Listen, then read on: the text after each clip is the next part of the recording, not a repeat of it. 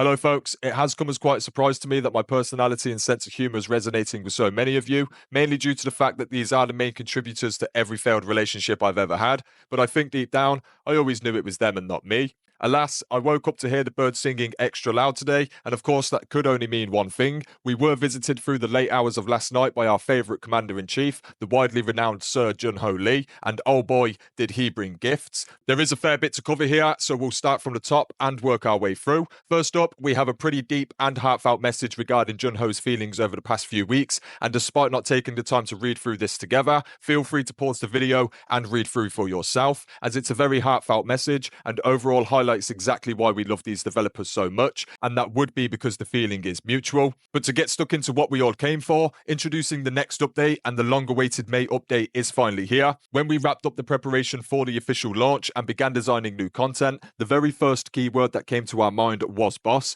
Khazan is a mission-orientated game. You can always go back and fight the bosses that you defeated again, and you'll still earn rewards. Want a tougher challenge? Unequip your gear or limit your skills to raise the difficulty as much as you'd like. But for this new content, we wanted to create a special challenge and something that was different from the usual approach. We had a storm of ideas, harder, nastier, and more punishing, the kind of challenge that not just anyone could take on. Then, one of our developers said, yeah, I probably wouldn't play that. And just to be clear, this person plays over 4 hours of gaming a day, has earned platinum trophies in most action titles, and refuses to consider a game complete without them. They even love boss rush content, and yes, we have more than a few people like that on our team. This was one of the hardest parts of designing Khazan and new content. How do we determine the measure of a hardcore difficulty, and what's the point of content if no one can enjoy it? But then again, if it's not a worthy challenge, which is at the core of our values, is it really the right call? We knew we wanted something players could challenge themselves with, but we also knew it couldn't just be hard for the sake of being hard. It also had to be fun, something that's tough but also rewarding, a mode you'd be proud to conquer and eager to show off. Taking all of this into account, we picked 2 ideas from our brainstorming session, then came long hours of debate, testing, and refinement, and finally, we found one that made us go, this is worth the challenge, and this is something I'd be proud to tell the others about once I clear it. And now, we're excited to show you those 2 modes. Both new boss rush modes are coming as part of this new update. Once you beat the game and see the ending, a new menu will appear on the title screen. Because every boss in Khazan is deeply tied to the story, even showing the boss list would spoil things. That's why this new boss rush mode content will only be available after completing the game. We know there were boss spoilers in previous patch notes, so rest assured, we'll take every precaution to make sure that never happens again. The 2 boss rush modes differ in difficulty and progression, but I'll give you a brief overview here. Great General's Crucible, fight through groups of thematically organised bosses, unlocking the next theme each time you clear one. You'll fight with designated specs, i.e. gear, level, skills, etc., and completing all of them will earn you a special reward. Next, we have Berserker's Bloodshed. Make your character stronger with rewards earned from consecutive fights, and push all the way to defeat the final boss. As a final reward, you can earn powerful new weapons and set items. We're really curious to see how you Berserkers will actually feel about the difficulty compared to how it was envisioned by the combat designers within our dev team. Please send us lots of feedback. It will be a big help in fine-tuning the difficulty for future content. Also, change appearance will now be available even during your first playthrough. You can unlock it by completing the Blacksmith's Heirloom mission. And for more detailed information, please check out the patch notes. The expected update is Thursday the 15th of May. We're almost done with the final phase to ensure the best possible quality. And as I mentioned before, the update still needs to pass QA and platform certification. And if any stability issues or quality concerns arise, it may take a little longer. I'd like to share just the fully locked in contents with you, and I ask for your understanding where this is concerned. We'll do everything we can to stick to the schedule we announced. Introducing what comes after the next update. Yes, that's right, I'm about to introduce the update that will follow the May 15th update that I just described. Regarding shortcut resets and faster boss retry improvements, over the past month, we've worked really hard to find a way to improve this, but long story short, we have concluded that it would not be possible. I do apologise, and this issue does stem from a failure to prepare for it in advance. The improvement itself isn't complicated or technically impossible. For example, we could simply adjust the reset conditions for each shortcut object. That way, like treasure chests, they would stay open when restarting the mission instead of closing again.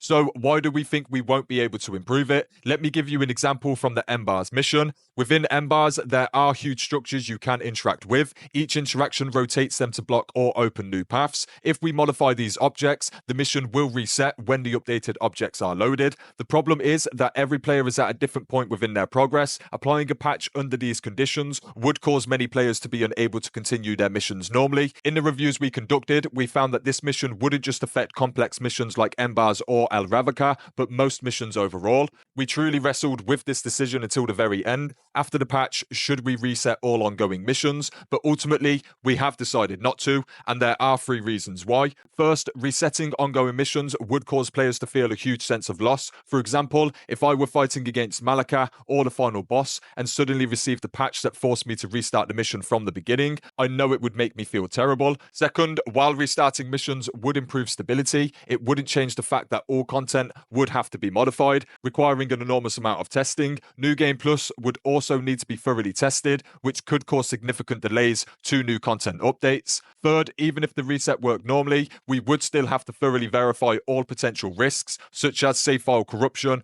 or progression errors. In conclusion, although we tried our best to improve shortcut resets and faster boss retries, we won't be able to implement them this time. If we had been able to prepare for this before release, it could have been handled much more easily. It's something I deeply regret, and I do sincerely apologize. Instead, we plan to add the following quality of life features to minimize inconveniences. New items will be added to allow fast traveling to the crevice or the last blade nexus that you interacted with. We'll be adding items that let you instantly move to the crevice or the last blade nexus you interacted with. These items will be provided as permanent items, not just consumables. Adding teleportation between one blade nexus to another, you'll be able to freely move from one blade nexus to another activated within the same mission, and interacting with a blade nexus will display a list of available destinations.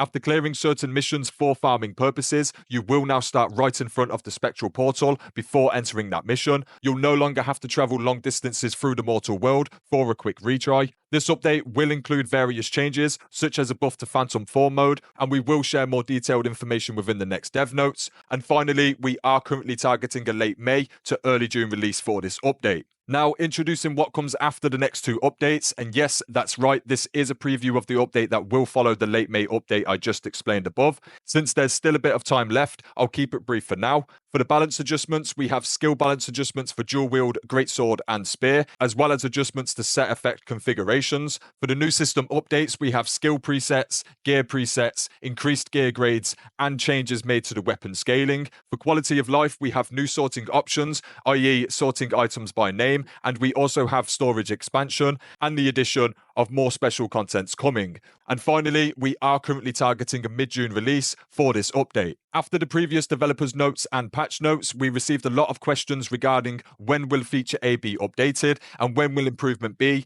be applied. So in this dev note, I'd like to briefly summarize the current development status and plans. Sometimes issues that seem simple when we first receive feedback turn out to be much more complicated once we start discussing and reviewing them for an actual patch. As I mentioned earlier regarding shortcut resets, there are also many platform-specific issues with different problems occurring on Steam, Xbox, and PlayStation. And because of this, there are still areas that I haven't been able to fully share yet. However, one principle never changes. Our top priority is always to ensure that players can enjoy Khazan in a stable environment. We make it a point to identify and resolve critical issues as quickly as possible, regardless of how often they occur. After that, we work on improving areas that need quality of life updates, one by one, to create a smoother or more enjoyable experience. And these improvement efforts are treated with almost the same priority as developing new content. I would like to sincerely thank everyone who has shared their feedback and suggestions on Discord. We'll continue doing our best to reflect your valuable input and deliver an even better experience. I do hope our first new piece of content will be an enjoyable experience for you all. Thank you. Sincerely, Junho Lee.